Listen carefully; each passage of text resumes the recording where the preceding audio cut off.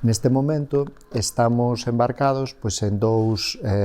grandes proxectos ou dúas grandes liñas.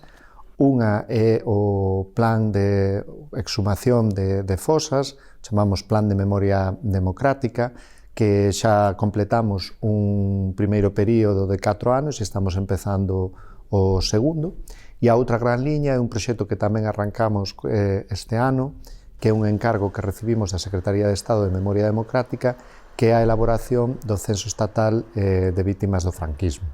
O que sucedeu aquí en Galicia a partir do que foi o golpe de Estado de 1936, o primeiro que habería que dicir é que non tivo parangón con nada que sucedera antes, non? Foi un fenómeno absolutamente extraordinario, porque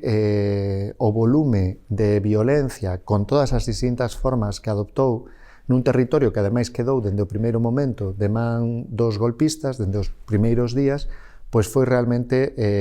como digo, non ten comparación con outros fenómenos semellantes que puideran ter sucedido antes ou que sucederan despois. Por parte do fascismo, por parte do franquismo, tiveron moito mérito en non deixar ningún tipo de rexistro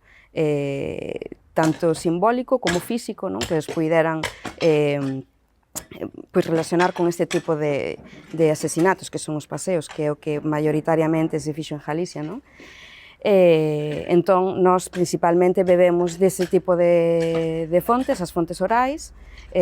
tanto aquelas que xa foron recollidas como as que hoxe fican e foron transmitidas de xeración en xeración,